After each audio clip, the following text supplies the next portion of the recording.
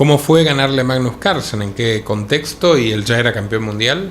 Sí, de hecho yo le he ganado creo que 3 veces a Magnus Carlsen. Me estaba apretando, estaba yo un poco peor, pero de repente tipo comete un error grave y chao, ¿no? Pero bueno, así también me ha ganado él varias veces, me refiero. O sea, es una cosa normal en ajedrez. Que bueno, un error es definitivo a menudo. A partir de 2020 para mí cambian muchas cosas. La percepción del mundo cambia totalmente. Empiezo a ver cosas que uno podía intuir antes, pero no podía haber comprobado de esa manera tan salvaje. Y empiezo a ver que hay cosas que a mí no me concuerdan, cosas que no estoy dispuesto a aceptar. Te están reclamando o tal... 600 y pico mil euros creo que era.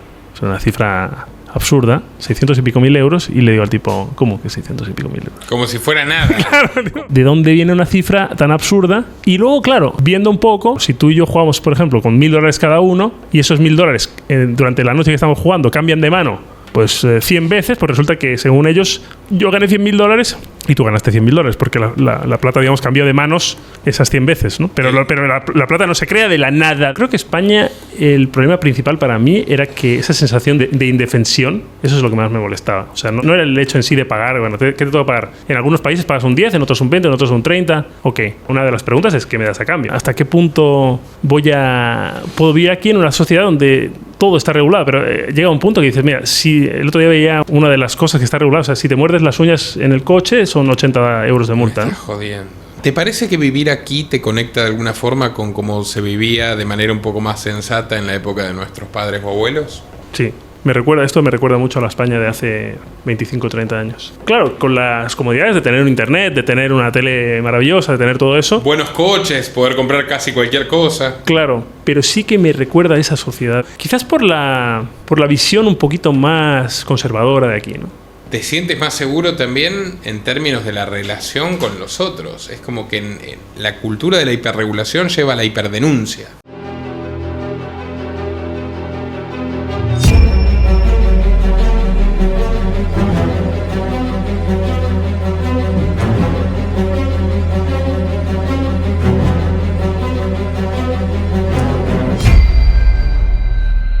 Dale clic al botón de suscribirse y no te olvides de activar la opción de recibir todas las notificaciones para no perderte de nada. Muy buenas tardes, amigos. Hoy tengo un invitado de lujo. Y es alguien que nos ha hecho el honor de validar nuestra decisión por estas tierras de libertad. Y es Francisco Vallejo Pons, una auténtica leyenda del ajedrez, campeón mundial juvenil, 5 veces campeón nacional de España y una figura singularísima en este deporte ancestral. Él ha hecho una carrera increíble que lo ha llevado incluso a ganarle a Magnus Carlsen y ha decidido vivir en Paraguay precisamente para resguardar su libertad y su patrimonio tras una historia realmente rocambolesca y podría decirse que propia del realismo mágico latinoamericano con el fisco de la madre patria. Vamos a hablar de todos estos temas junto a él. Muchas gracias, Paco, por venir aquí conmigo. Es un placer conocerte como lo fue en su día, que te arrimes a mí y me digas, ven, Nicolás, aquí nos vemos en Asunción. Gracias. Nada, un placer estar aquí y desde luego que veía video estudios antes de conocerte personalmente y ahora que te conozco pues realmente sé que eres una persona muy íntegra, que es al final lo que uno... Yo te contaba antes, digo, a un youtuber solo le pido que me diga lo que él cree que es la verdad, ¿no? Y eso la verdad que creo que lo haces bien, así que compartir un tiempo aquí contigo va a ser seguro interesante. Cuéntale a quien te está mirando cómo nace tu interés en el ajedrez. Hay que remontarse ya muchos años, pero ya tengo unos cuantos años. Yo creo que con unos 4 o 5 años yo veía jugar a mis hermanos, entre ellos. Yo creo que ellos no sabían ni siquiera bien las reglas, imagínate. Y también vi jugar a mi abuelo con mi padre. Y de hecho hay un momento donde mi abuelo va a mover algo. A mí nadie me había enseñado las reglas, pero entiendo que a base de ver jugar, más o menos entendí algunas reglas. Y en un momento mi abuelo va a mover una jugada. Yo le digo, no, abuelo, no. Ahí no, porque si haces eso te va a pasar esto y lo otro. Y ahí como que se quedaron un poco pasmados, un poco como, bueno, el chico aprendió algo. Y además como tú siempre como niño siempre quieres que tu abuelo le gane a tu padre, digamos, ¿no? Para molestarle, para bromear, ¿no? Y un poco así. La verdad que entre Málaga y Menorca, ¿no? Que eran aquellas épocas. Pero bueno, eso fue un poquito mi primer contacto con el ajedrez. ¿Y cuándo comienzas a entrenarte y a mejorar, digamos, y tienes la noción de que quieres ser ajedrecista profesional? Te diría que rápido, ¿eh? Realmente con unos 5 años, 5 y poco, creo que fue... Bueno, de hecho no. O sea, vino el que era el jefe de mi tía abuela a la casa de mis abuelos, él viene, me ve jugar algo al ajedrez o jugamos un poco y el tipo dice, no, este tipo es un genio del ajedrez. Bueno, ese niño es un genio del ajedrez y tal. Obviamente totalmente exagerado, nada que ver, ¿no? Porque yo no sabía, ya te digo, ni bien las reglas. Pero él me consigue llevar a una escuelita que había ahí en el pueblo y ahí sí que le agarro muy rápido. Bueno, es verdad que yo era bastante talentoso para los deportes en general, porque jugaba bastante bien al fútbol, al ping-pong, baloncesto, lo que sea. Pero ahí se me da bien el ajedrez bastante rápido, la verdad. Incluso pues empezamos a comprar libros de ajedrez. Mi padre también se aficiona. Él sabía jugar un poquito, pero él se aficiona porque al final, como me tiene que acompañar a mí a un torneo de ajedrez para que yo juegue algo, pues empieza a jugar él también, para, digamos, de compañía. Y de hecho empieza a jugar bien y yo tardo años en jugar mejor que mi padre, tardé varios años. Claro. ¿Y cómo reaccionan tus padres al ver ese potencial que tienes tú? Que, dime, ¿eres de los hermanos el que más se destaca en el ajedrez al principio o ya alguien en tu familia despuntaba fuerte? No, ellos jugaban por puro azar, como podían jugar al Monopoly, jugaban al ajedrez, o sea, jugaban un poco a cualquier cosa. Nunca tuvieron interés en seguir esa carrera. Yo sí, bastante rápido. De hecho, yo me voy de mi casa con 11 años. O sea que, bueno, ya muy jovencito. E incluso ya te diría que con 7, 8 ya se podía ver que podía llegar a ser un profesional de ajedrez, porque el primer mundial que juego, creo que soy con unos 8 años, voy a Estados Unidos, conseguimos un dinero ahí para ir. Mi familia no era una familia que pasáramos ni mucho menos hambre, pero una familia relativamente humilde. Conseguimos un pequeño patrocinio y fui con mi madre y con Javier Ochoa, que hoy es presidente a día de hoy, presidente de la Federación Española de Ajedrez. Fuimos a Estados Unidos, a Milwaukee, y jugué en campeonato mundial allí. Yo tenía 8 años, jugué el sub-10 y quedé cuarto del mundo. O sea que realmente en mi primera vez que jugaba, creo que incluso fuera de España, te diría, fuera de Baleares quizás, fue muy rápido el ascenso hasta... O sea, de hecho yo al año siguiente juego el Mundial y quedé segundo y casi era un fracaso. O sea, y bueno, ya no sé. O sea, era realmente... La presión me llegó muy rápido porque se me daba muy bien y porque las expectativas se crearon muy rápido. Pero por otro lado, nunca pensé mucho en eso, la verdad. O sea, yo jugaba lo mejor que podía y ya está. Tampoco no le daba más vueltas. ¿Quiénes fueron tus primeros ídolos en el mundo del ajedrez? Tus referentes, las figuras que dijiste, bueno, yo quiero imitar o yo quiero aprender de Capablanca, por decir un ejemplo. Bobby Fischer, ¿quiénes fueron tus primeros maestros inspiradores? Bueno, te diría que Fischer y quizás el personaje, el campeón mundial que a mí más me ha tocado por personalidad era Mikhail Tal, que era un personaje, un tipo muy excepcional, muy dicharachero, extrovertido, simpático, ¿no? Además era, bueno, un jugador excepcional, además con un ajedrez muy creativo, los típicos sacrificios de piezas, digamos un ajedrez totalmente desinhibido, ¿no? O sea, entonces uno admira lo que le gustaría a veces ser, ¿no? Entonces yo nunca he sido muy extrovertido, pero ese Tal, por ejemplo, él tenía algunas anécdotas incluso con Fischer, donde le bromeaba mucho a Fischer, y Fischer era más joven, bastante más joven que Tal, y le admiraba mucho, pero entonces como que el propio Fischer estaba muy confundido, porque el campeón mundial te está como medio bromeando y no sabe cómo reaccionar, ¿no? Pero esos dos jugadores yo creo que serían los que más me marcan. A partir de los 13 años comienzas a ganar tu propio dinero con el ajedrez, algo que te diferencia, digamos, de la mayoría de los jóvenes de esa edad. Sí, claro. Con 13 años ya soy maestro internacional. Mucha gente vive con eso ya. O sea, me refiero como maestro internacional, incluso siendo menos que maestro internacional, que es maestro FIDE. Hay 3 títulos principales en ajedrez, que son maestro FIDE, maestro internacional y gran maestro. Yo fui con 10, 13 y 16 años, esos títulos. Con 13 maestro internacional es un título que, o sea, en Paraguay hay muy pocos, por ejemplo, incluso. O sea, es decir, el nivel que yo tenía con 13 años, con eso podrías dar clases tranquilamente. O sea, yo ya ganaba mi propio dinero, efectivamente, casi antes incluso de los 13 años. Es bastante loco, sí. ¿Y cómo se relacionan tus papás con la realidad de que compitas profesionalmente y manejes dinero que tú mismo ganas? Ellos tenían una confianza en mí, casi te diría, casi ciega. O sea, no sé, quizás yo tenía una personalidad muy, muy dura en algunos aspectos, pero también era muy poco manejable para la edad que tenía, sobre todo. O sea, me fui a vivir afuera ya con 11 años. También es verdad que era una época bastante convulsa en mi familia, porque mis padres luego se divorciaron y era un poco difícil ahí esa convivencia. Pero bueno, yo me fui con 11 años y realmente ellos tenían una confianza absolutamente ciega en mí. Lo que yo quisiera lo podía hacer. Prácticamente les decía, oye, me voy a ir a tal sitio y bueno, vale, bien.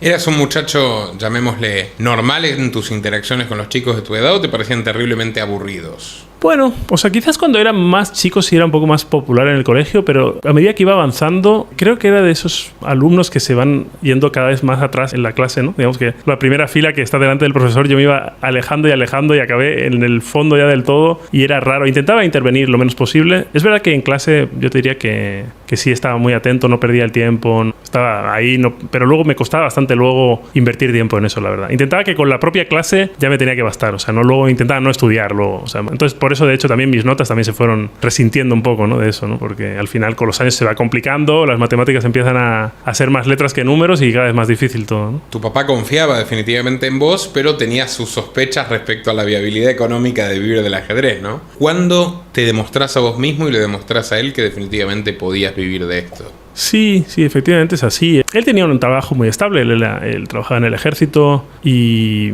tenía un trabajo para toda la vida, los que se llaman, ¿no? En España como sería un funcionario, ¿no? Entonces al final, claro, yo era muy talentoso jugando al ajedrez, pero bueno, eso es muy relativo porque hay mucha gente muy buena en el mundo y al ser un deporte siempre dependes de los resultados, ¿no? Que siempre, bueno, un día trabajas mejor, otro día trabajas peor, pero él decía, bueno, yo trabajo mejor o peor, siempre gano lo mismo, ¿no? O sea, y jugando al ajedrez dependes de esa inspiración, digamos. Yo creo que la clave un poco de mi carrera quizás es cuando gano el Campeonato Mundial Juvenil con 18 años recién cumplidos prácticamente. Gano ese mundial.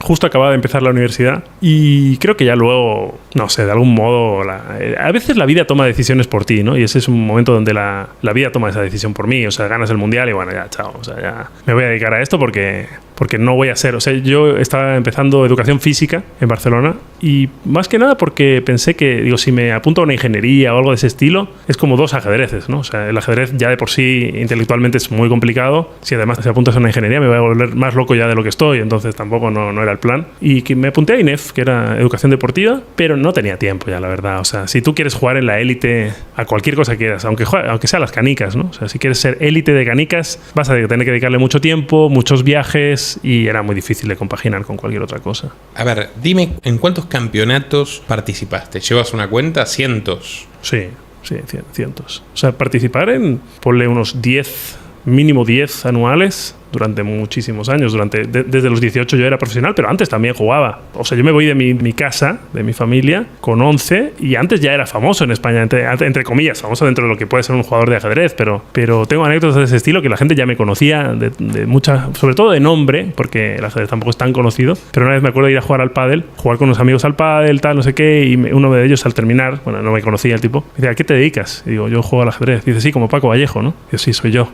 El tío se quedó loco, ¿no? Pero era un poco así, ¿no? La gente te conoce, el ajedrez no es el fútbol, ¿no? La gente no te está viendo todos los días en la televisión, ¿no? Entonces les suena el nombre, pero sí, un poco así. Fischer en su día fue el primer norteamericano, ¿no? Que le gana a la potencia rusa y recibió unas expectativas, unas presiones, incluso te diría hasta en el contexto de la Guerra Fría, un acoso por parte de los servicios de inteligencia norteamericanos, pero fue en definitiva una estrella. ¿Cuándo sentiste que realmente el peso de representar a tu país, a España, recaía sobre tu espalda por primera vez? Fíjate que yo esas cosas nunca he sido consciente de demasiado de ese tipo de cosas porque me lo tomaba con mucha naturalidad. O sea, de hecho, ya te digo, o sea, yo jugué el primer mundial con 8 años. Imagínate, o sea, he jugado desde el año 2000, que jugué mi primera olimpiada. Se juega cada 2 años en ajedrez, no cada 4. Y he jugado, no sé, 10 olimpiadas o más. He jugado tantas veces, he representado tantas veces a mi país que uno le pierde un poco el respeto a ese tipo de cosas, ¿no? O sea, de hecho, tengo una anécdota muy divertida con eso. La primera olimpiada que yo juego, año 2000, fue en Estambul y tenía una medio novia por ahí, ¿no? Entonces, bueno, el caso es que, claro, o sea, estaba totalmente desconcentrado del torneo de ajedrez y de hecho me estaba yendo fatal en el torneo de ajedrez y en un momento dado llamaron a mi padre, que mi padre conmigo era bastante duro en general, pero con los demás era más duro que conmigo, ¿no? O sea, si tú le llamabas para criticarme a mí, ahí era más duro contigo que conmigo muchas veces. Entonces en un momento dado le llaman a mi padre y le dicen, oye, tu hijo es un desastre, ¿no? El tipo no entrena nada, está aquí haciendo un tal, ¿no? Y mi padre, en lugar de decirle, luego a mí me diría, oye, ¿qué pasa, no? O sea, si te quieres dedicar a esto, o sea, sé profesional, ¿no? Pero luego a los que le llaman a la federación en su momento le llaman para decirle, oye, este tipo no es serio, ¿no? Y dice, bueno, con lo que le pagáis, demasiado hace, ¿no? O sea, les mete un golpe a los tipos terrible, ¿no? Ahí porque era como, bueno, o sea, le venís a criticar y tampoco para lo que le estáis pagando, digamos. Entonces, en ese aspecto sí era muy interesante, ¿no? En 30 años de carrera, ¿cuál fue tu mayor reto? ¿Cuál fue la batalla más difícil para ti o por lo menos la que más te estresó? Todas eran estresantes, la verdad. O sea, el jugar al ajedrez de alto nivel es muy duro. O sea, yo siempre lo digo, comentar partidas, entrenar, todo eso, todo muy bonito, tal, pero es muy fácil comparado. Jugar ajedrez de élite es muy difícil. Es muy difícil. Y aparte, te diría que no está pagado como debería pagarse porque es una cosa de... O sea, no sé, es como necesita de una precisión espectacular y necesita también de... Al ser un deporte individual, no te puedes esconder en nada ni en nadie. Si te sientes mal, da igual. Si dormiste mal, da igual. Es muy difícil. Es muy difícil porque no hay excusas. Uno de los momentos, te diría, importantes en mi carrera como profesional fue cuando empecé a dejar de darme excusas, ¿no? O sea, yo me acuerdo jugar la Bundesliga, por ejemplo, jugaba 2 partidas. Hacía un frío allí, era brutal. O sea, era un viaje de normalmente a 2-3 días desde Mallorca, que yo solía vivir, a Alemania. Jugaba y volvía, digamos, ¿no? Y esas partidas, la del domingo especialmente, que se solía jugar 9 o 10 de la mañana, me sentaban pero fatal, ¿no? Porque, o sea, era como que yo toda la semana estaba levantando a las 12 y claro, el domingo a las 9 de la mañana, o sea, me quería morir, ¿no? O sea, y tenía que jugar contra un tipo durísimo y yo le veía el tipo fresco como una rosa, ¿no? Y entonces, en el momento en que yo dejé de ponerme excusas a mí mismo de que me siento fatal, no sé qué y tal, empecé a decir, no, a nadie le interesa si te sientes bien, mal o regular. A nadie le interesa eso. A la gente le interesa si juegas bien o mal. Entonces, a partir de que empecé a cambiar esa mentalidad, di un salto como jugador realmente. O sea, empecé a jugar mucho mejor porque ya luego era el momento que, o sea, me da igual si estás cansado. O sea, yo conmigo mismo era una lucha interna, ¿no? Porque el ajedrez es mucho lucha interna, ¿no? O sea, estás luchando contra ti mismo, básicamente. Al final, a veces dependes, obviamente, de que el rival juegue bien o mal, ¿no? Pero si tú haces tu trabajo bien, las cosas suelen salir bien, ¿no? Te han hecho trampa. Alguna vez me contaste que de manera bastante obscena incluso, ¿no? Me han hecho bastantes veces trampa, de hecho. O sea, aparte, en los últimos años, que además jugué muy poco ajedrez, ya desde 2020, por motivos obvios, ese año jugué muy poco, o casi nada.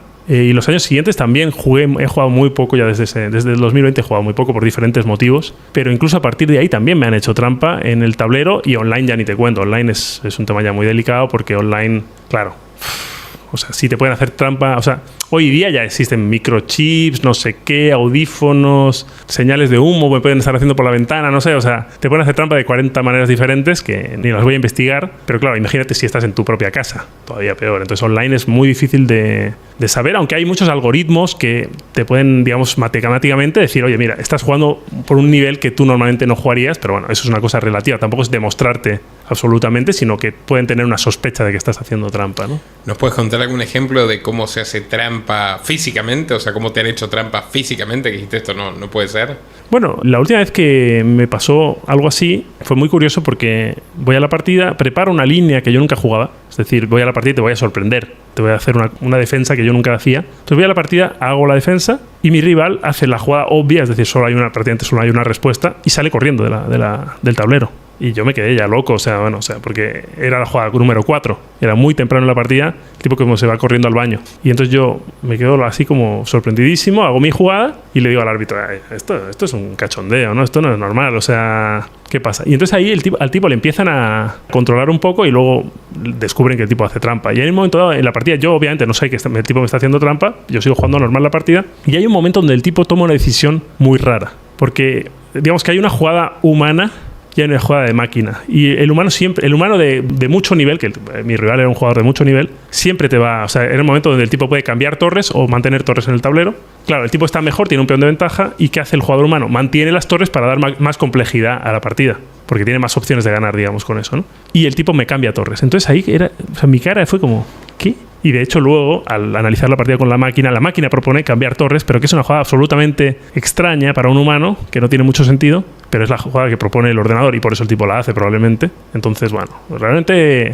¿Y cómo lo miras cuando te enteras que te hicieron trampa y se interrumpe el juego? Una situación muy bochornosa, me imagino, para el tramposo. Bueno, el tipo me gana la partida. O sea, la partida termina, el tipo me gana y es más adelante, en la noche, en un momento dado, me dice, te hicieron trampa, me dice alguien.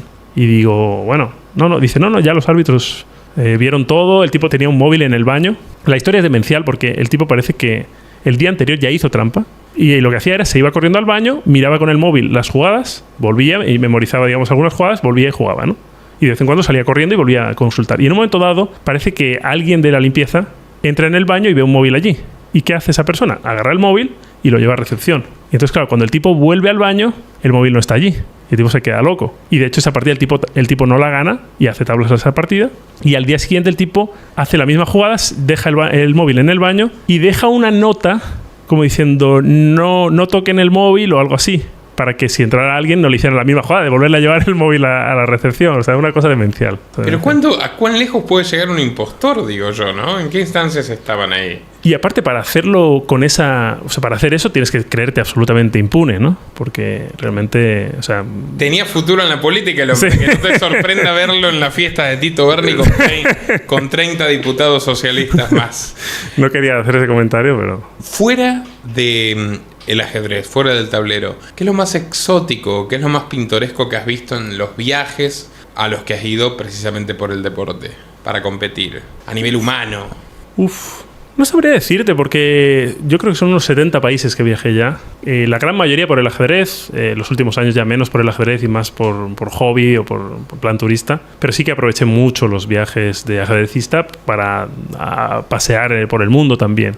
Lo más pintoresco no lo sé. Tengo una foto divertida, por ejemplo, jugando en Tailandia con una jugadora china, además, que estamos jugando como en una especie de fuente en el agua, que es una foto muy divertida. Al final uno ha hecho mucho. He jugado en Cuba, he jugado en Libia con Gaddafi, he jugado en Cuba ¿Con Gaddafi? Bueno, con Gaddafi. O sea, estaba el hijo... bajo el régimen de Gaddafi. El hijo de Gaddafi estaba ahí, ¿no? Claro, el hijo de Gaddafi vino al torneo. No, porque capaz Gaddafi te decía que juegues con él y si le ganabas no salía de Libia.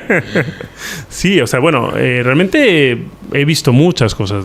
Con el ajedrez vi un golpe de estado en Armenia, o medio golpe de estado. No sé, ahora cuando jugamos la Olimpiada en India estaba el presidente, Modi creo que se llama, ¿no? Estaba el presidente de India ahí. O sea, realmente he visto mucha historia a través de los tableros, ¿no? O sea, que ha sido un viaje apasionante que ya, bueno, hoy día ya menos, pero la verdad que ha sido bonito. ¿Cómo fue la historia a través de la cual tú comienzas a trabajar con campeones y por tanto aprender de ellos? Mira, yo te diría que el primer contacto así con la élite del ajedrez mundial, cuando yo era un jugador muy talentoso, pero ponle que tengo unos 17, 18 años, todavía no me han invitado a ningún gran torneo, gano el campeonato mundial. Y ahí, bueno, en España se hacían torneos de grandísimo nivel y el más famoso de ellos era Linares, donde Kasparov era pues el mejor jugador del mundo, si no el mejor de la historia, y jugó muchas veces, ¿no? Y hay un momento dado donde mi padre, que para eso tenía mucho ojo desde luego, le ofrece a Alexei Shirov, que era nacionalizado español, le ofrece que yo vaya a colaborar con él, a ayudarle en el torneo, gratis, absolutamente gratis. Yo me pago mi estancia, me pago todo allí y solo voy a ayudarle. Y yo era un joven, era ya gran maestro, era un buen jugador. Y Alexei dice, no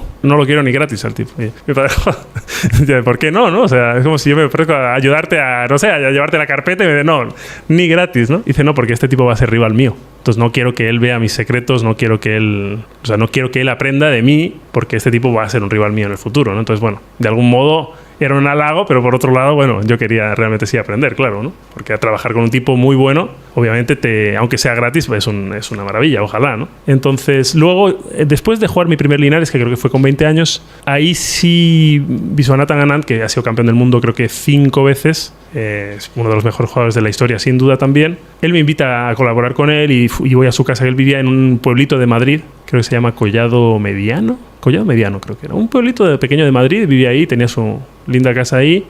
Y estuve yendo a colaborar con él y la verdad que ahí aprendí mucho. Ahí empecé a aprender mucho. ¿Cómo te comunicabas con él? ¿En inglés? No, él habla español, perfecto. Habla español. Bueno, Vichy habla... Realmente en ajedrez es muy simpático porque todo el mundo habla inglés y luego aparte de eso todo el mundo habla obviamente su idioma nativo, pero luego hablan muchos 2, 3, 4 idiomas más. O sea, yo que hablo 4 o 5 idiomas mal, soy de los más burros del ajedrez, la verdad, pero todos hablan, ya te digo, una cantidad de... O sea, hay algunos famosos que hablan 7, 8 idiomas y, o sea, por ejemplo, Libojevic o Lothier, te hablan a francés, italiano, ruso, alemán, o sea, lo que quieras, inglés, obviamente, o sea, te hablan... Pero es muy común en ajedrez, muy común que te hablen muchos idiomas. Vichy habla español perfectamente, obviamente habla inglés y no sé si hablan tamil. ¿Será que la estructura mental del políglota es similar a la del ajedrecista? Bueno, también un poco porque el ajedrecista en general es un tipo buscavidas, ¿no? O sea, el ajedrecista, ten en cuenta que la dificultad de jugar al ajedrez y el dinero que se gana no es tan en onda, digamos. O sea, digamos, por ejemplo, un cirujano es muy difícil y gana mucho. El ajedrez de alto nivel es muy difícil y solo los top mundiales, los muy, muy buenos, ganan mucho. Entonces, muchos de los ajedrecistas mejores de la historia, imagínate el tipo que es el 50 del mundo, muchos se fueron a jugar al póker, se fueron a hacer inversiones, porque no hace falta ser el 50 del mundo. Si eres el 200 del mundo de póker, vas a ser recontramillonario, digamos. Invirtiendo ya ni te cuento, ¿no? Si eres el número 10.000 del mundo, eres un genio te va a sobrar el dinero, digamos. Y en ajedrez no. Entonces, muchos se reconvirtieron a otras profesiones porque son gente con mucha cabeza, con muchísima capacidad de adaptación. ¿Cuándo tú piensas, bueno, quizás no quiera jugar toda mi vida profesionalmente? Toda la vida, creo yo.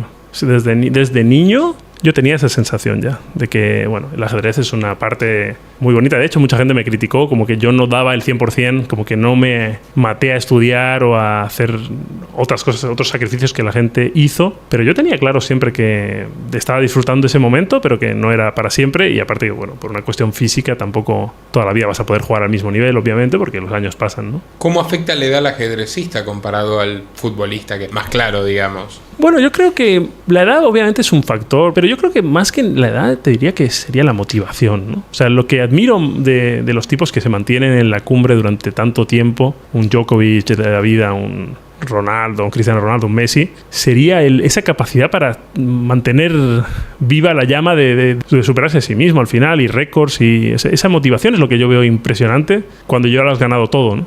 Cuando lo has ganado todo 10 veces y el tipo dice, no, voy a ganarlo 11 veces, ¿no? Y bueno, o sea, eso es lo que veo más difícil. Y lo que en un momento dado, por ejemplo, yo creo que yo si me hubiera esforzado probablemente tendría el récord de campeonatos de España. O sea, si me hubiera dedicado a intentar hacer eso, pero de hecho, por ejemplo, yo creo que he ganado 5 veces campeonatos de España, pero ni siquiera lo he jugado muchas veces. En los últimos 28 años podría haberlo jugado, a lo mejor 10, 12 veces lo he jugado y he ganado 5, pero podría haber jugado 28 si quería hacer un récord estratosférico de ganar campeonatos de España, pero nunca lo vi como tampoco un objetivo, igual que cuando era niño. Yo nunca fui campeón de España de mi categoría, ni siquiera. Nunca fui campeón infantil o cadete o juvenil de España, porque era un torneo que yo daba por... O sea, no me interesa esto. O sea, yo quiero ser campeón mundial. Claro, eso luego en un momento dado se decía, pero no tienes tantos títulos. Bueno, no los tengo, pero era mi objetivo siempre, ¿no? Siempre fue intentar ser el mejor jugador del mundo. No se dio, pero bueno. ¿Cuál fue tu última oportunidad de ser el campeón mundial? Es una buena pregunta. Yo creo que nunca tuve más de un 1 o un 2% de ser campeón del mundo.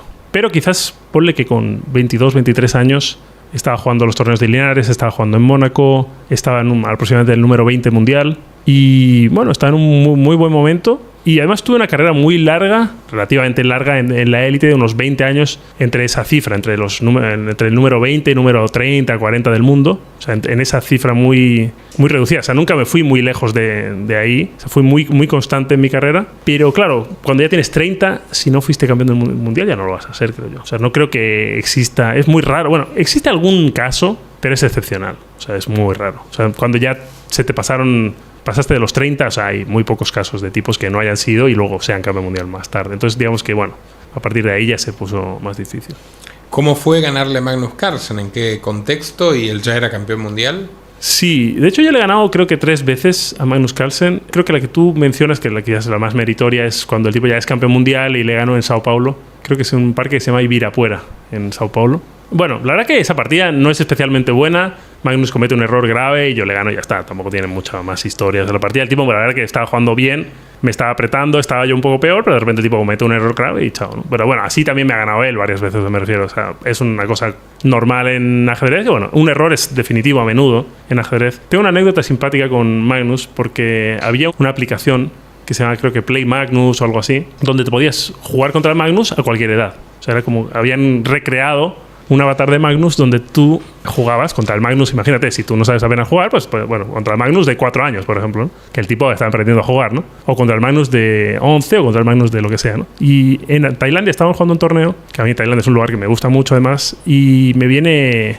un maestro y me dice, no, tal, ya ha salido esta aplicación y tal, y te voy a poner a Magnus de 15, ya verás como no le ganas. Y le digo, un momento, yo ya le gané a Magnus con 15, o sea que esa pantalla ya me la pasé, ¿no? Pues yo le había ganado ya a Magnus Carlsen con 15 años, y de hecho creo que es el último torneo que el tipo realmente lo masacraron, y a partir de ahí dijo, o sea, yo le vi llorar al tipo.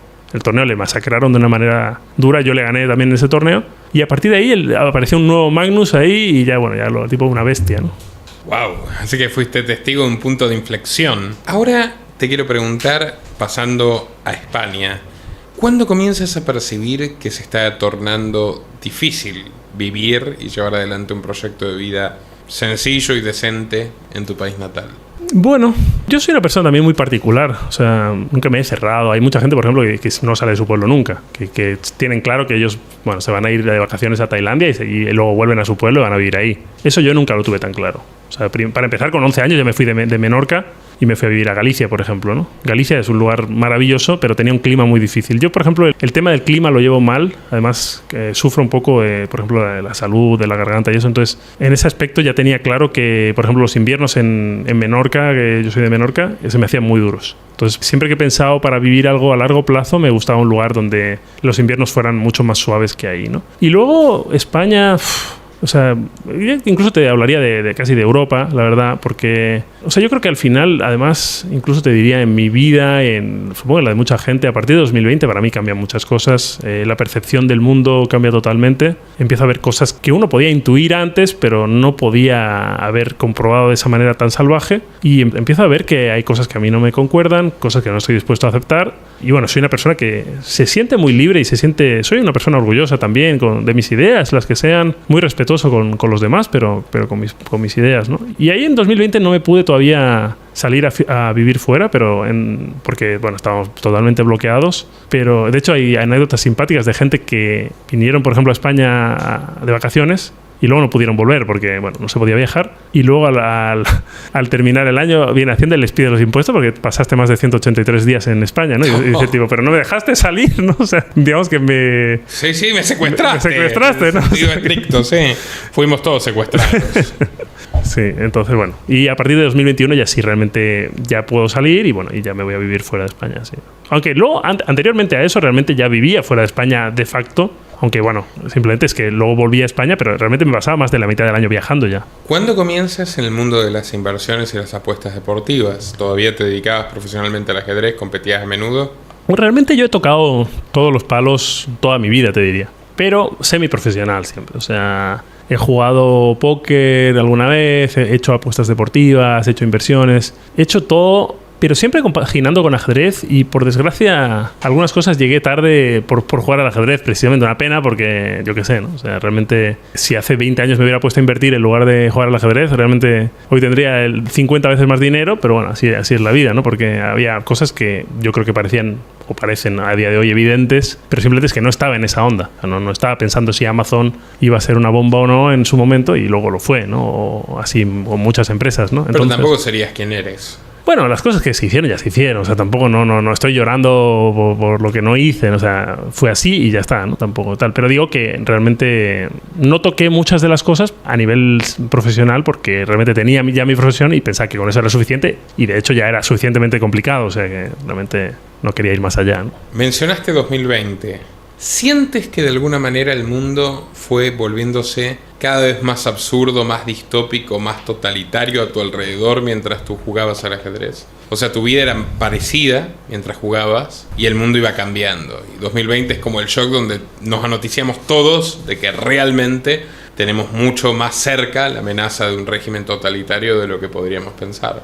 Es complicado de ver, porque al final yo te diría, bueno, por ejemplo, yo soy una persona que, no sé, por ejemplo, nunca he votado en unas elecciones, o sea, soy una persona bastante particular para eso, y sí veía cosas extrañas, o siempre ve uno cosas raras, pero claro, 2020 fue un shock muy fuerte, y a mí también como que me termina con la profesión, ¿no? Porque mi profesión consistía en viajar, y bueno, y a partir de 2020 se acaba el viajar, ¿no? Entonces, ya solo por eso, pues realmente se acaba. Pero bueno, fui constructivo. O sea, intenté ver dentro del caos que se generó, intenté hacer un plan de futuro y me ha salido muy bien, la verdad. O sea, intenté ser dentro del caos y del absurdo, de millones de cosas absurdas, obviamente, pero dentro de eso intenté crear un futuro, intenté ver a largo plazo, que se supone que es una de las cosas que los ajedrecistas podemos hacer bien, que es calcular a varias jugadas vista, ¿no? A ver por dónde va a venir la cosa, qué opciones tengo. O sea, eso es básicamente lo que un ajedrecista profesional hace todo el tiempo. ¿Qué me amenazan? Es una de las primeras preguntas que uno se hace, ¿no? ¿Qué me amenazan? Y luego jugadas candidatas, ¿no?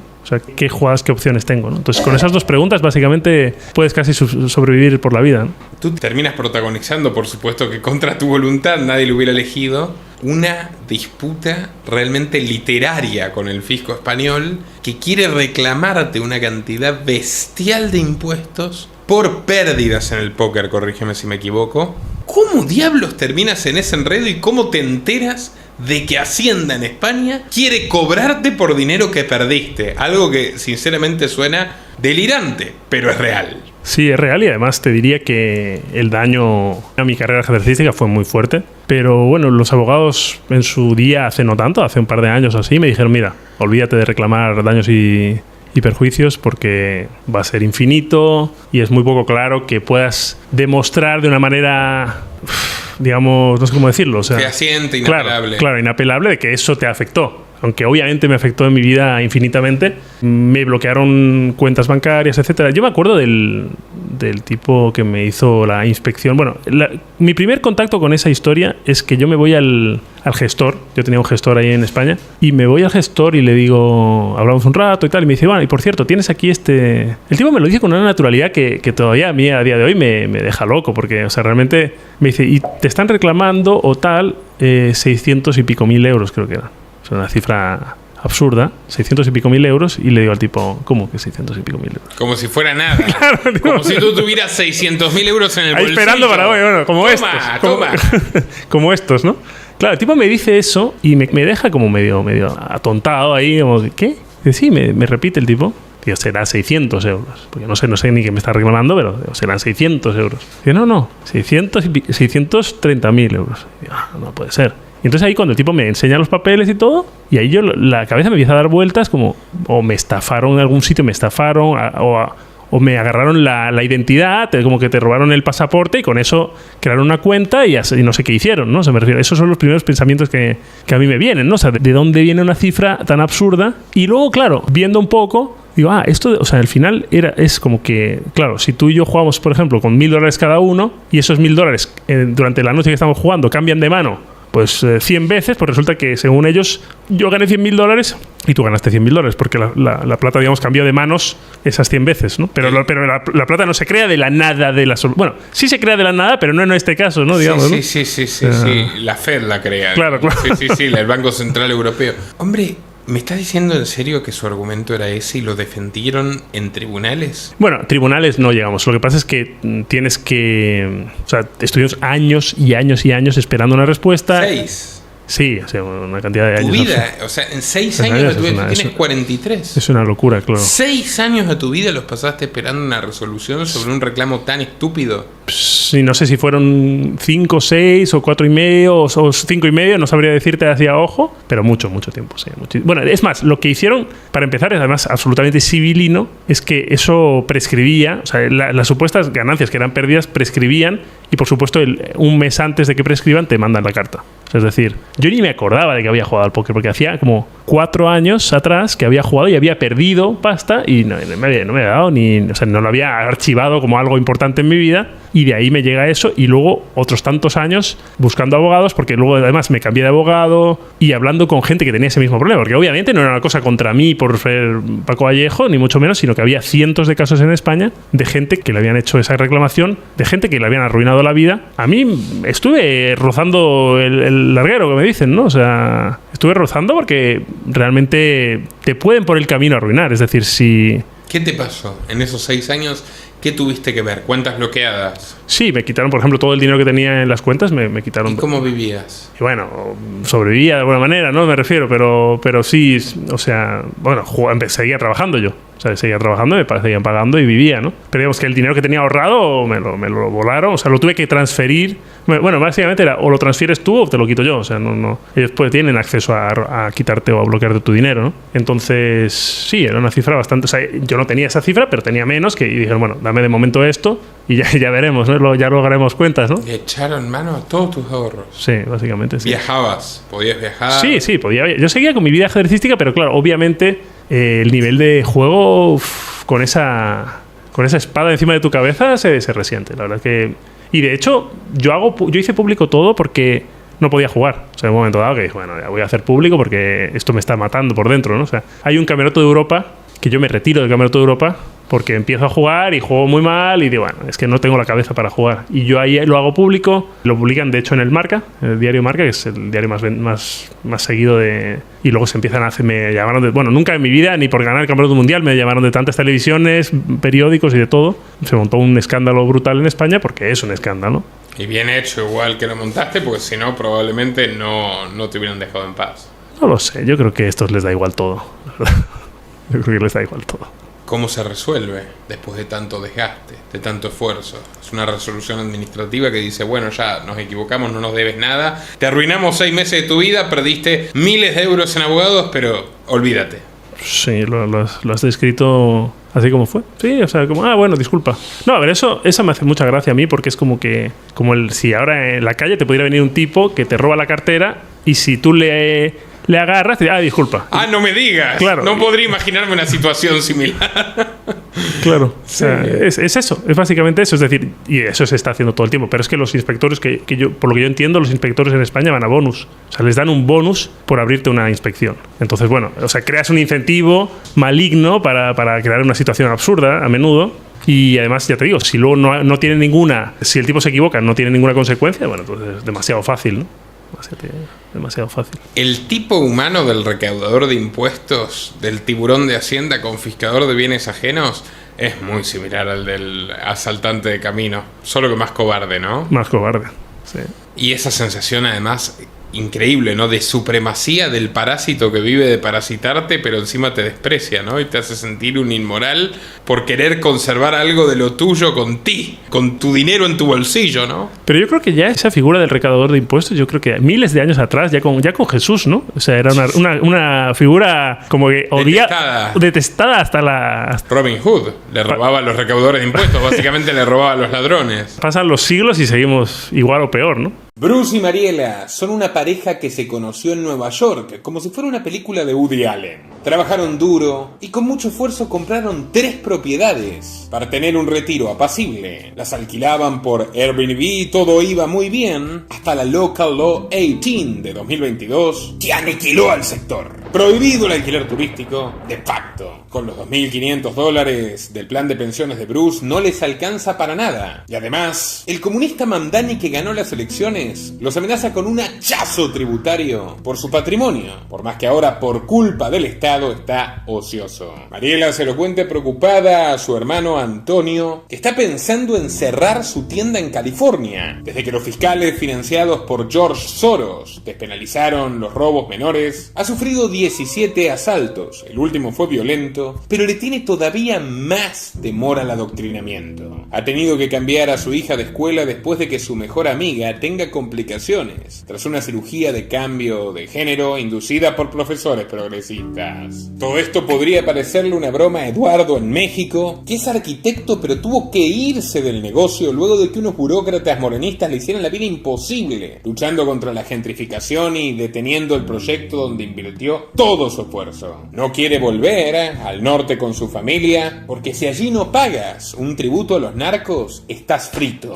Algo similar le ocurre a Claudia en la Argentina, que le entrega el 70% de la renta del campo que heredó de su familia al Estado, pese a que Milei le había prometido una libertad que no ve por ningún lado, pagando por la leche, unos jeans Levi's o un termo Stanley, lo que sus amigos en Estados Unidos. Y todo esto porque no está en España y es varón, como Jaime, que con 40 años ya ha tenido 3 denuncias falsas, obviamente ninguna condena, pero ha pasado 3 noches en el calabozo y lo que no perdió en el divorcio se lo va a quitar Hacienda, temiendo además que la casa que le dejaron sus padres sea ocupada y la pierda para siempre, mientras ahorra para poder pagar lo que el Estado pretende cobrarle para venderla, más de la mitad de su valor. Para todos ustedes, amigos, existe una solución. No es masiva, no es barata, pero puede permitirte ganar muchísima calidad de vida en una tierra estable, libre y accesible, pero solo podrás invertir aquí con alguien de confianza. Por todo eso, si te interesa, regístrate en clubamagi.org. Tenemos cupos limitados y aprovecha que aún puedes votar con los pies y salvar tu patrimonio, a tu familia y tu dignidad humana. Puedes adquirir más información uniéndote en patreon.com/Nicolás Moraz, es gratis, y luego adquiriendo una videollamada conmigo en nuestra tienda oficial. Te espero. Tú me dices, España es una sociedad hiperregulada, porque más allá de todo lo que te trituren económicamente o que no respeten tu propiedad, como vemos en el caso de los ocupas blindados por el gobierno, ocupas que tienen más dinero que los propietarios de las viviendas que ocupan, ¿no? Todo el tiempo salen los casos. Simplemente no te dejan ser feliz. O sea, no tienes libertad, no tienes autonomía de decisión en tu proyecto de vida. ¿Nos puedes poner algunos ejemplos de lo que te fue llevando a esta conclusión de yo aquí no puedo ser libre? A mí lo de pagar impuestos no es una cosa que me parezca mal. O sea, me refiero hasta a una cosa razonable, me parece bien. O sea, no lo veo mal porque, bueno, convivimos en una sociedad y, bueno, hay que, digamos, que aportar, no lo veo mal. Pero creo que España, el problema principal para mí era que esa sensación de indefensión, eso es lo que más me molestaba. O sea, no era el hecho en sí de pagar, bueno, ¿qué te tengo que pagar? En algunos países pagas un 10, en otros un 20, en otros un 30. Ok, una de las preguntas es ¿qué me das a cambio? ¿No? Es decir, yo voy a pagar, pero bueno, me estás dando sanidad. Bueno, sanidad tiene carreteras, tiene todos los países del mundo, más o menos. O sea, no sé. Entonces, ¿qué me estás dando a cambio? Y un poco eso, ¿no? O sea, el decir, ¿hasta qué punto puedo vivir aquí en una sociedad donde todo está regulado? Pero llega un punto que dices, mira, si el otro día veía una de las cosas que está regulada, o sea, si te muerdes las uñas en el coche, son 80 euros de multa. Me estás jodiendo. Si sacas el codo por la ventana, 80 euros de multa. Ahora, o sea, son cosas que dices, pero alguien ha estado perdiendo su tiempo para regular una cosa así. Es que alguien cobra un salario para luego robarte por el más mínimo gesto de humanidad. Sí, me acuerdo una vez que vi a los reyes de España yendo con bicicleta, con su casco, y luego alguien analizó y habían incumplido como 80 normas porque habían ido por donde no se podía, luego no sé qué. O sea, llega un punto que es imposible seguir la normativa, es imposible. No sé quién era no sé, un Séneca, uno de estos, que decía, cuanto más leyes tiene un Estado, más corrupto es. Sí, sí. Y bueno, vamos en mal camino porque cada vez es más y más y más. Para mí es una pena absoluta, porque al final uno siempre de algún modo ama a su país, ¿no? O sea, de algún modo te has criado ahí, tienes mucho apego a muchas cosas, pero hay cosas que para mí ya se salieron de madre, y no es una cosa de ahora, es una cosa que viene muy atrás ya. Viviste un tiempo en Túnez, me dijiste que estupendamente, un tiempo en Costa Rica también, pero ¿qué te lleva a decidirte precisamente por la libertad que hay en Paraguay? Pues sí, he vivido en muchos sitios. La verdad que he vivido en Túnez, la verdad que viví muy bien. También al final uno, claro, o sea, te pueden decir, no, Túnez está muy mal, esto, lo otro y tal. Bueno, la vida como semiturista que era yo no es lo mismo que la vida que alguien de ahí, o sea, no tiene nada que ver. Pero bueno, dejando ese tema aparte, en Costa Rica es un lugar fantástico. En Costa Rica quizás he hecho el viaje más bonito que yo he hecho en mi vida, que es me compré una moto, estuve un mes entero con la moto dando vueltas a Costa Rica por playas, volcanes, viendo animales, Manuel Antonio, son lugares increíbles, es un lugar absolutamente fantástico. Ya te digo, quizás es el viaje más bonito que he hecho nunca. La naturaleza es algo brutal. Exuberante, ¿no? Sí, las orquídeas. Es una cosa de locos, ¿no? O sea, me acuerdo, yo quizás el lugar en particular donde yo más me he sentido como que estoy en una especie de jardín del Edén, no sé, ¿no? O sea, era un sitio que se llama La Fortuna, en Costa Rica, que es un sitio, o sea, ya te digo, volcanes, cataratas, lagos de aguas termales, los monitos saltaban en la jungla ahí encima tuyo, o sea, te creías que, no sé, o sea, ya no hay más allá de más bonito, algo más increíble que esto, no hay, ¿no? Pero sí, y luego fui bajando de algún modo, ¿no? O sea, Costa Rica, Panamá, viví un tiempo en Panamá también, y bueno, y un amigo en Panamá me dice, he ido a Paraguay y está súper bien. Tú te cruzas en el interín, me recuerdo que me contaste con un video mío que dijiste, este tío critica a todo el mundo, el único país del cual habla bien es Paraguay, debe tener algo. Sí, bueno, he visto muchos vídeos tuyos, no sé cuántos tienes hablando de Paraguay, pero sí he visto algunos de Paraguay, y desde luego es un lugar muy particular. Paraguay para mí es un sitio muy particular, y no sabría decirte qué es lo que me llama finalmente la atención, porque yo vengo primero 10 días, no conozco a nadie en 10 días, bueno, no conozco a nadie, digamos, no me doy tampoco mucho a conocer, no escribo a nadie, porque yo podría haber hablado con la gente del ajedrez y bueno, rápido pero no quise hacer eso, digamos que vine un poco de incógnito. Además hizo medio frío, no te digo que mucho frío, pero hacía fresco en aquella época, es raro porque aquí es un país bastante caluroso, y vine un poco de medio incógnito, y la verdad que lo pasé bien, o sea, me gustó todo el ambiente, y luego fui viniendo con más asiduidad hasta que ya decidí, bueno, voy a intentar pasar mucho más tiempo ya en Paraguay, la verdad que sí. ¿Y qué son las primeras cosas que miras? Porque hay un concepto que tú me comentaste en relación a los muchos países que conociste y que comparto íntimamente, precio-calidad. Sí, bueno, es que realmente, primero yo te diría la calidez de la gente aquí. La gente es amable, la gente realmente, quizás por ser un país fuera del circuito internacional, de algún modo. O sea, porque, por ejemplo, vas como turista a España y España está un poco quemado ya de algún modo, o sea, es normal, o sea, vienen, no sé si son 90 millones de turistas cada año a España, ¿no? Es una locura, o sea, es muchísimo, ¿no? Paraguay está fuera de ese circuito internacional, entonces la gente todavía es mucho más cercana, mucho más auténtica de algún modo, o sea, no están intentando engañarte, no, la gente es realmente amable aquí. Yo creo que eso fue una de las cosas que más me llamó la atención. Y luego también, por ejemplo, el verde también es espectacular. Y luego en calidad-precio, obviamente, bueno, Túnez es otro país que te podría decir que con otras cosas diferentes, pero es un país que también se puede vivir muy bien a buen precio. Y Paraguay, desde luego, por ejemplo, en Túnez no vas a encontrar ni cerca de la calidad de la carne que encuentras aquí. ¿Percibes que el nivel de la gastronomía para el tamaño del país es extraordinariamente bueno? Pues es un país pequeño, Paraguay. O sea, si, por ejemplo, como es mi caso, la carne y las frutas y verduras son una parte principal de tu dieta, es un país ideal porque, ya te digo, vas a encontrar una calidad que yo te diría, por ejemplo, España, que es un país gastronómicamente excelente, quizás el mejor del mundo, sí. Porque, sobre todo, te diría, por la variedad, porque cada región de España tiene 10, 15 platos increíbles. Pues incluso en España te va a costar encontrar la carne del nivel de aquí, aunque pagues lo que quieras pagar. Es que realmente aquí la carne es muy buena, la calidad es excelente y es una carne bastante de precio, bastante, bueno, muy barata. En España no vas a encontrar ni cerca de eso. Entonces, claro, si eso te gusta, es que este es tu país, ¿no? Me mencionaste estar en un lugar precioso de República Dominicana y preguntarles cómo en el tema tributario y que no te den una respuesta tan certera. En cambio aquí, solamente aquí en Paraguay y en Panamá son los únicos 2 países de Latinoamérica donde hay verdadera tributación territorial, es decir, tú no pagas impuestos por tus rentas que vienen del exterior. ¿Eso influenció en tu decisión de ubicarte en Paraguay? ¿Sumó? Bueno, ¿contribuyó? No particularmente, la verdad. No vine especialmente por eso. O sea, simplemente me gustó el lugar, la verdad. O sea, me gustó el calidad-precio que tú mencionabas, me gustó eso. O sea, no fue una causa tanto de impuestos, te diría yo, aunque sé que es algo importante. Y obviamente te satisfizo poder comprarte una buena propiedad, sí, obviamente, sí, fácilmente instalarte sin mayores trabas. De hecho, aquí fue muy fácil. Hice las gestiones bastante rápido, muy eficientemente, la verdad. O sea, de hecho, básicamente compré una casa, un departamento. O sea, estaba en Florianópolis, que es un lugar que me gusta bastante, que es cerquita, hay una hora y media de vuelo, a playas espectaculares. Estaba allí, vine, me gustó un departamento.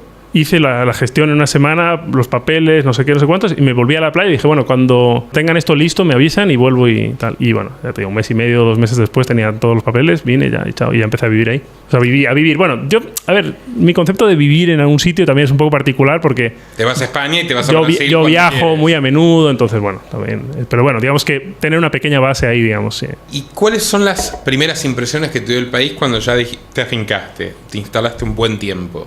A mí me encanta cuando en un país la gente resuelve. O sea, la gente, no sé cómo decirte, o sea, para mí hay 3 conceptos de países, digamos, no sé cómo decirlo. Hay los países muy eficientes en la burocracia, digamos, que serían ponle un Suiza, por ejemplo, ¿no? Un sitio donde está claro lo que tú tienes que hacer, A, B y C, y si lo haces va a funcionar y ya está. Luego están los países donde se supone que tiene que funcionar, pero no siempre funciona. Por ejemplo, en España de la vida, donde o sea, yo tengo anécdotas en España que son demenciales, donde para conseguir un papel, bueno, doy 40 vueltas a diferentes ministerios locales de no sé qué, no sé cuándo, me mandan dando a diferentes lugares y al final no consigo nada y me hacen perder 50 horas de mi vida buscando un papel que no me dan. Ni siquiera, o sea, eso te pasa... Es vejatorio, digamos. Sí, es una locura. En España te pasa mucho con la administración, que estás luchando contra el infinito, contra el universo. Y luego hay algunos otros países donde de alguna manera se resuelve. O sea, consigues resolver. O sea, yo, por ejemplo, te pongo el ejemplo de Tanzania, por ejemplo, ¿no? O sea, Tanzania es un país donde tú vas y, bueno, o sea, es todo un poco caótico, digamos, pero de alguna manera, ¿qué necesitas? Esto, bueno, pues habla con tal tipo, llega a no sé dónde, tal, muévete. O sea, de alguna manera un poco extraña, digamos, puedes llegar a tal, ¿no? Y entonces, o sea, a mí me gustan los países donde el Estado no es tan grande. Donde el Estado... Te sientes mucho más libre aquí que en España, ¿verdad? Donde el Estado no te está fiscalizando cualquier movimiento no, es que tú... déjame vivir un poco, o sea, no sé. Y aquí yo no tengo esa sensación de que el Estado quiera estar en toda tu vida personal, ¿no? O sea, hay veces que, bueno, pero yo qué sé, estoy tomando el sol. No puedes tomar el sol tampoco, ¿no? O sea, entonces, sientes que tienes mayor libertad y además vives tranquilo, vives seguro. No es que estás en Somalia y te va a agarrar una banda de forajidos del desierto. Bueno, a ver, Todas las zonas normales que yo me he movido en Paraguay, la verdad que no, tampoco te puedo decir que me conozco el país entero ni mucho menos, pero las sensaciones de seguridad absoluta. Yo he caminado solo en la noche, sin ningún problema también. He salido de noche a tomar una cerveza y sin ningún problema. O sea, te diría que es un país muy seguro, la verdad, muy seguro. O sea, así como está Europa, que yo creo que en algún momento, si no nos hemos cruzado ya por el camino, es decir, Europa era muy, muy seguro antes, cada vez es menos seguro. Paraguay, yo no sé si era muy inseguro antes o no, pero yo lo que desde que mejor, sí. Desde que yo he llegado, yo tengo la sensación de que aquí puedes vivir, incluso te diría una mujer sola, incluso, o sea, yo no creo que vaya a tener ningún problema, y eso en muchos países, por ejemplo, también es un problema, pero también yo he viajado como hombre solo, a veces amigas me han preguntado, oye, como mujer, y a veces les tengo que decir, bueno, como mujer tú sola... Claro, hay países donde a ti te va bien y a otros no. Claro. Y aquí yo te diría que no deberías tener ningún problema si tomas unas precauciones mínimas de que en cualquier lugar deberías tomar, ¿no? Percibes la abundancia de extranjeros, ¿no? Como que va creciendo el ambiente de los que vinieron aquí a buscar una vida mejor como tú y como yo. Varias veces me han dicho, por ahí vete a tal sitio que hay muchos españoles. Y digo, bueno, no, ya estoy cansado de ver españoles. Ahora no voy a buscar el... Pero sí que es verdad que a menudo me llega y he visto alguna estadística incluso de que llega gente. A ver, la gente tampoco... O sea, si tú le das libertad, a la gente le gusta la libertad. A la gente le gusta estar tranquila, le gusta que no te inmiscuyas en más de lo necesario de su vida, ¿no? Entonces yo creo que eso, Paraguay, si sigue por ese camino, va a ser un país que va a seguir progresando y está progresando muy rápido. ¿Qué le recomendarías a alguien que viene por primera vez? ¿Qué le dirías que visite, que recorra, que conozca de lo que tú ya conoces en este año que llevas aquí? Bueno, yo todo lo que es los temas de las zonas más modernas y el centro sí lo conozco más o menos, o sea, tanto el río como la zona que están haciendo el delta, todo lo que es el centro, todos los shoppings, la zona de los shoppings, todo eso, bien. Y luego restaurantes, les puedo recomendar todos los que queráis, pero digamos, o sea, tampoco soy un turista muy... Yo vengo de un contexto un poco diferente al normal, porque he viajado muchísimo en mi vida y ahora como que valoro lo contrario, es decir, intento no moverme a más de 10-15 minutos de mi casa, no me suelo mover aquí en Paraguay, o sea... Pero que te den la libertad de hacerlo, ¿no? Sí, que obvio. Que no sea una ciudad de 15 minutos como Oxfordshire, donde si te mueves más de 15 minutos a pie te caen los guardias y te detienen ahí en el piso y te llevan a la cárcel con los tuiteros. Claro, sí, no, o sea, bueno, tampoco... O sea, pero sí que es verdad que intento tener una vida muy sencilla en ese aspecto, pero claro, o sea, no, tampoco quiero que me estén pidiendo el pasaporte para ir al barrio del frente, ¿no? O sea, sí, bueno, no, el mundo es muy loco, el mundo ya, últimamente lo que hablábamos, ¿no? O sea, que desde 2020 ya llega un punto que bueno, ya cualquiera. Pero tú te das cuenta, Paco, el potencial que tiene, más allá del hecho de que tú seas un campeón de ajedrez, el hecho de que tú pasaste por 70 países, la elección de alguien que conoce 70 países vale mucho, porque al fin y al cabo todo en esta vida es una cuestión de comparar entre grises. Nunca encontrarás ni la perfección ni el total mal. Siempre será una cuestión de comparación. Entonces, comparando, dijiste, bueno, aquí me hallo. Es verdad, sí. Además que mucha gente me pregunta, oye, ¿cuál es el sitio ideal para vivir? Y es que depende de lo que te guste. Si a ti te gusta el pescado fresco, oye, mira, pues a lo mejor Paraguay no es el lugar para ti, ¿no? La verdad, o sea, no sé, porque aquí no hay mar, o ¿no? surfear, o sea, claro, si te gusta surfear, bueno, no es... Bueno, aunque tienen estos lagos artificiales ya que son alucinantes buenos. Y, bueno, no sé si ahí se puede surfear bien, pero digamos que, bueno, cada lugar tiene sus cosas. El lugar perfecto que yo sepa no existe, pero con mi contexto de vida, que me gusta la libertad, que me gusta la comida de aquí, que me gusta la cercanía de la gente de aquí, si te puedes ir a un asado con paraguayos, vete porque vas a disfrutar mucho. Entonces, incluso para invertir, es un lugar que yo creo que en 5 o 10 años las cosas van a valer mucho más, porque me parece inevitable, sinceramente. O sea, es que el mundo reclama libertad. O sea, hay mucha gente que reclama libertad. Mucha gente europea se va a venir para aquí. Es algo que... O sea, tampoco hay que ser Einstein para deducir eso. Los números nos apoyan, Paco. 22 años de crecimiento ininterrumpido. 19 de esos 22 el mayor de América, incluyendo el 2025. La moneda más fuerte del mundo, según Bloomberg, el guaraní frente al dólar en 2025. Y como te contaba, de 12.000 extranjeros solicitando residencia permanente en el 24 a 50.000 en el 25. Todo indica que, bueno, hemos sido pioneros de algo que viene bastante grande, realmente. Y te preguntan de repente, pero Paraguay, ¿qué tiene Paraguay? ¿Por qué Paraguay? Mucha gente ni siquiera sabe la existencia de Paraguay, lo confunden con Uruguay, ¿no? Desde otras latitudes. Sí, cuando yo vine, por ejemplo, me acuerdo que me pusieron una canción de Mark Knopfler, no sé si conoces, Postcards from Paraguay. Es una canción, bueno, como todo lo que hace Mark Knopfler es algo excepcional y la canción es muy bonita. Y es verdad que, bueno, lo que hablábamos antes, es un país fuera del recorrido internacional, ¿no? O sea, como que todo el mundo se va a ir a Río de Janeiro, se va a ir a Buenos Aires, ¿no? O sea, pero ¿a quién viene a Asunción? Poca gente viene a Asunción, pero eso va a cambiar. Está cambiando. O sea. ¿Será que en parte Paraguay se salvó de la peor faceta del globalismo y disfruta de las virtudes de la globalización precisamente por eso? Porque es como país pequeño, mediterráneo y periférico, medio difícil echarle mano, ¿para qué me tomo la molestia de oprimir a Paraguay? Dirán algunos tecnócratas globalistas. Bueno, a veces, no sé, a veces uno tampoco tiene que entenderlo todo, ¿no? Pero simplemente con comprobarlo, yo creo que mucha gente, con una vez que venga, va a darse cuenta, como me di cuenta yo. Basta que con que vengas, pruebes, o sea, el precio del Uber aquí, al precio del Uber en España me metieron un sablazo el otro día. Agarré un Uber, creo que era en Valencia, 10-15 minutos de Uber, metieron como 20 euros. Es una locura, o sea, y bueno, aquí te van a costar, el mismo trayecto te va a costar $3, no sé. Con toda la furia, sí, señor. Sí, o sea, sí. El coche, el Uber es el mismo. O sea, no es que el Uber de allí te viene con un champán en la... No, o sea, es el mismo coche, o sea, los mismos kilómetros. O sea, entonces no tiene sentido. O sea, estás sobrepagándolo multiplicado por 7 o por 8. A veces, eso es de lo que estamos hablando, calidad-precio, no hay color. Por ejemplo, ¿y cómo te entretienes? ¿Cuáles son tus aficiones? Me has comentado que, por ejemplo, te está gustando el Club Centenario. Sí, he ido con algún amigo al Centenario algunas veces. Es un sitio muy, muy bonito, la verdad, que tienes un poquito de todo. Y bueno, la verdad es que yo hago una vida bastante tranquila aquí, ¿eh? Voy al parque de la Salud. Es precioso. Lindo lugarcito, me doy unos pasitos por ahí. Voy a nadar también. Está el CAN, Centro de Alto Rendimiento. Centro Acuático Nacional, enfrente del Parque de la Salud. Exacto, ¿verdad? ahí voy a nadar a veces también, a menudo.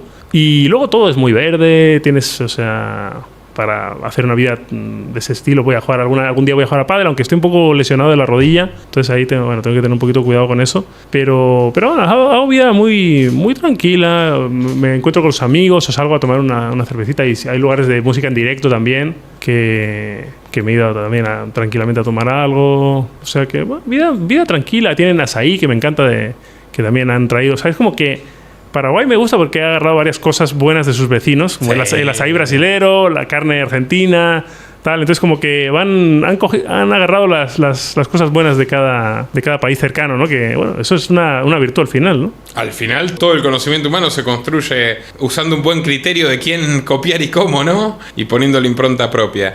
¿Qué recomendación le darías, por ejemplo, al joven ajedrecista que recién está empezando y que ambiciona con llegar lejos? Como por ejemplo Daniel, que le mandamos un abrazo a Daniel Melgarejo. El otro día le mandaste un saludo personalizado a mi amigo de 14, 15 años. Bueno, ajedrez es una carrera que no es fácil, ¿eh? Ajedrez es una carrera que no es fácil. Y realmente la decisión, creo que sobre ser profesional o no, la tienes que tomar probablemente con 17, 18 años ya la tienes que tomar. O sea, si con 17, 18 años ya no eres muy bueno, ya bueno, dedícate a una ingeniería o a lo que quieras, pero realmente es eso. A nivel profesional es muy difícil. Además, no solo eso, yo siempre digo que el ajedrez quizás ya se ha vuelto el deporte más difícil del mundo. O sea, es una cosa tremenda lo difícil que está, porque aparte de ser un deporte individual, con la dificultad que eso conlleva, aparte de ser un deporte que combina mucho la parte mental con la parte física, porque si no estás en buena forma física tampoco normalmente vas a estar a ese nivel, pero aparte de todo eso, el límite de entrada al ajedrez es muy barato. O sea, así como un tenis, por ejemplo, necesitas un mínimo de economía para pagarte raquetas, pelotas, clases, etcétera, etcétera, etcétera. En muchos deportes ese umbral mínimo es relativamente alto. Estamos hablando de miles de dólares anuales. En ajedrez el umbral es bajísimo. Es bajísimo. O sea, con pocos dólares anuales, casi nada, te puedes hacer un jugador de ajedrez de élite. Y por eso India, que es un país que hay unas desigualdades gigantescas, ¿no? Es decir, de la élite india a lo más bajo de la India hay infinitos millones de dólares de diferencia, pero da mucha oportunidad y ahora en el mundo hay una cantidad de jugadores indios buenos que es impresionante, porque precisamente el umbral de entrada es muy bajo. Le dejas a un tipo relativamente con muy pocos recursos el entrenarse a un nivel que no podría entrenarse en tenis, porque en tenis Si yo puedo contratar a Federer y tú no puedes, pues es que no tiene nada que ver una cosa con otra. Pero en ajedrez se ha democratizado mucho porque el ordenador es tan bueno que ya el ordenador me ayuda tanto que no hace falta, que me da igual casi que a quién contrates tú, porque el ordenador también me va a ayudar a mí de esa manera, ¿no? Así que el ajedrez es durísimo en ese aspecto, pero si te gusta y quieres probar suerte, es muy bonito. La vida del ajedrecista es como una especie de artista, es muy bonito, la verdad. No, o sea, yo no me puedo quejar en nada del ajedrez. De hecho, al contrario, ¿no? O sea, si consigo terminar el libro que tengo en marcha, me gustaría regalarlo al mundo del ajedrez, precisamente por eso, para devolver un poco de lo que yo he tomado, ¿no? Es un bonito gesto de tu parte. ¿Cómo afectó, siendo Rusia una potencia cultural histórica, antes de la era soviética, por supuesto, del ajedrez? Me imagino que debe tener algún tema que ver la cuestión del clima frío, ¿no? Que propiciaba un deporte de interiores. ¿Cómo afectó la guerra de Rusia y Ucrania al mundo del deporte, al ambiente ajedrecístico?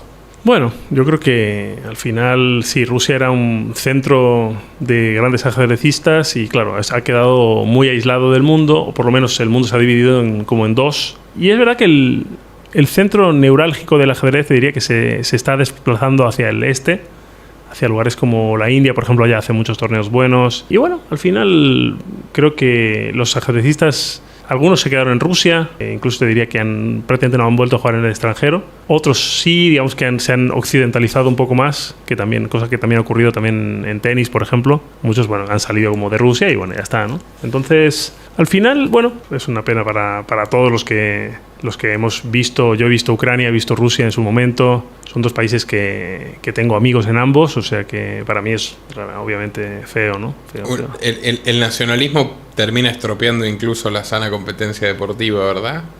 Bueno, no sabría cómo. Hay realmente cosas en la vida, conflictos que yo creo que vienen de más arriba simplemente. O sea, creo que es una cosa que nunca los pueblos, la gente no quiere nunca algo así, pero bueno, la gente sufrimos todo decisiones que vienen de arriba y te las tienes que comer con patatas, ¿no? ¿Crees que a pesar de la cultura, la tradición o los niveles de educación superior en Europa, a menudo la gente tiende a ser dócil o sumisa o aceptar discursos oficiales sin hacerse muchas preguntas? Sí, pero no te diría solo de Europa, te diría en general en el mundo. Y en España en particular te diría que más todavía. O sea, es impresionante la cantidad la facilidad con la que la gente acepta todo, incluso a pesar de que te hayan mentido el día anterior. Y te dicen, no, y aún así lo aceptan. Es sorprendente, sí. Es sorprendente la poca capacidad de pensamiento crítico. Me asombra, pero bueno, de todos modos, en los últimos años yo veo, por ejemplo, una tendencia a que la educación se ha ido deteriorando de una manera salvaje. Lo veo en 3 generaciones, por ejemplo, mi padre, yo y mi sobrino, digamos que unos 20 años de diferencia más o menos, y mi padre estaba mucho mejor preparado que yo, y yo estoy mucho mejor preparado que mi sobrino, y no puede ser casualidad. Entiendo que eso simplemente se está degenerando a pasos agigantados y así es. Hay cierto plan de estupidización colectiva, llamémosle. Bueno, lo digo yo. Sí, lo dices tú. O sea, no sé si es un plan o es la realidad simplemente. O sea, lo que es un hecho. Es un hecho. O sea, cuánto hay de diseño ahí detrás de eso es difícil saber, ¿no? Pero ¿te parece que vivir aquí te conecta de alguna forma con cómo se vivía de manera un poco más sensata en la época de nuestros padres o abuelos? Sí, me recuerda mucho a la España de hace 25 o 30 años. Claro. ¿La cortesía es un factor? Claro, con las comodidades de tener un internet, de tener una tele maravillosa, de tener todo eso. Buenos coches, poder comprar casi cualquier cosa. Claro, pero sí que me recuerda a esa sociedad de hace 25 o 30 años en España. Sí. No sé por qué, pero tengo esa sensación de volver atrás en el tiempo, quizás por la visión un poquito más conservadora de aquí, ¿no? O sea, una visión más antigua, entre comillas, ¿no? Conservadora del mundo de antes un poquito, ¿no? Yo le tengo un poco de nostalgia, por ejemplo. Estamos hablando del mundo de hace 30 años, no de hace 300, ¿eh? Sí, pero 30. Claro. Pero yo le tengo nostalgia en muchos aspectos. Te diría, por ejemplo, la música. La música de hoy en día, el 99% de la música de hoy en día yo no la puedo escuchar. O sea, me parece horrible. O sea, el reggaetón, hombre, un día una canción de reggaetón me puede hacer gracia, pero me pones 7 canciones de reggaetón y te echo de mi casa. O sea, no. Sí. O sea, no se puede. Yo no puedo. Entonces, ¿Qué te gusta? Bueno, no sé, Dire Straits, por ejemplo, Scorpions o Michael Jackson. Me gusta una música muy variada. Claro. Pero, rock, pop. Pero que... Música. Claro, pero lo de hoy en día, no sé, el loco debo ser yo, a ver, pero sí, o sea, para mí se degeneró de una manera... Tremenda. Sí. Y aquí, digamos, de alguna manera, es como que te sientes más seguro también en términos de la relación con los otros. Es como que en la cultura de la hiperregulación lleva a la hiperdenuncia, la guerra de los sexos, cosas que se ven muy patentes, ¿no? en Europa, y que creo que también contribuyen al eclipse demográfico. ¿Qué sentimiento te produce ver que aquí abundan los niños, que no hay guerra entre hombres y mujeres, que hay cierta armonía social? Tampoco hay guerra entre ricos y pobres, como te darás cuenta, es muy común en Paraguay ver casas muy bonitas, casas muy humildes, y aquí no hay un saqueo como hay en la Argentina, que de repente tienes que esconderte bajo llave porque vienen las turbas a por ti. Veo una sociedad muy relajada aquí, la verdad es que sí. Veo una sociedad muy relajada, veo un ambiente bueno, un ambiente sano, de la gente, sí, o sea, no al final es difícil de comparar algunas cosas y eso, pero realmente sí que no veo, no noto o sea, esa tensión que a veces sí he notado, y sobre todo, bueno, también tengo una cosa que quizás al no ver, por ejemplo, noticias aquí, yo no veo noticias ni en España ni aquí, digamos. Sí, pero tampoco los paraguayos miran muchas noticias, claro, particularmente. Yo creo que al final, bueno, ver la televisión yo creo lo considero ya una manera de intoxicar tu cerebro, es decir, el tiempo y la capacidad cerebral tiene un límite, y si tú lo intoxicas con basura, que básicamente son las noticias en general, entonces, bueno, pues peor para ti realmente, ¿no? Pero al no ver las noticias, yo creo que también no me involucro tanto en los problemas que a veces se te quieren crear un problema de la nada a veces, ¿no? O sea, porque conviene crearte ese problema, y bueno, entonces aquí intento también mantenerme un poquito aislado de eso. Incluso te diría que eso es bastante sano, y te diría que, por ejemplo, que un país donde yo he sido muy feliz era en Tailandia, cuando me quedé un tiempito largo allí. Porque al no entender el idioma, incluso la relajación de la mente era como fantástica, ¿no? O sea, entonces, por eso estoy intentando nunca involucrarme en política, porque es como que, bueno, o sea, la mente está muy relajada, o sea, bueno, tú, o sea... Pero hay países que te lo permiten y los que no, porque el que estaba tranquilo en Venezuela, en la playa y tal, un día llegaron y le expropiaron su casa, ¿no? Pero aquí se puede, ¿no? Hay pocos países donde se puede. Tú y yo nunca votamos en la vida y nos entendemos bien en un país donde la mayoría de la gente, en general, no vota. Es muy interesante eso, ¿no? Sí, una sociedad donde no importa tanto quién es el ministro de tal o cual cosa, porque al final las riendas de tu vida las tienes tú. Sí, si no votas no te quejes, ¿no? Te dicen, ¿no? Y es al revés para mí. El que vota está validando lo que pasa y tiene que aceptar las consecuencias. El que no votó y no aceptó la farsa del sistema tiene derecho a decir: no pongas tus manos en mi bolsillo, no pongas tus manos en mi vida. Dime, Paco, ¿nos harás el honor de compartir con el grupo de inversores calificados que traeremos aquí a fines de abril? Sí, hombre, seguro que sí. Tengo fe en ti, tengo fe que vas a siempre haces cosas buenas, profesionales, tipo serio, así que yo te tengo mucha fe. Muchísimas gracias por esa confianza, querido Paco, y por tu tiempo, por estar aquí. No será la última vez. Y a los interesados, sepan que estamos armando un grupo de inversores calificados a nivel club. Digamos, los presentaremos con los mejores desarrolladores y profesionales del Paraguay. Y si quieren saber más, pueden entrar en patreon.com/Nicolás Moraz, adquirir una videollamada conmigo y evaluaremos su incorporación. Esto es El Milagro Paraguayo, amigos. Con nosotros Francisco Vallejo Pons, un gran ajedrecista que ha optado por las tierras guaraníes para reencontrarse con su libertad. Gracias, Paco. Gracias a vosotros. Hasta la próxima. Si te gustó este video, mira el programa completo en El Milagro Paraguayo, nuestro nuevo canal de YouTube. A través de El Milagro Paraguayo podrás descubrir Paraguay, un bastión de vida tranquila, de libertad y de capitalismo sano antes de que sea tarde. El momento es ahora. Te esperamos en El Milagro Paraguayo.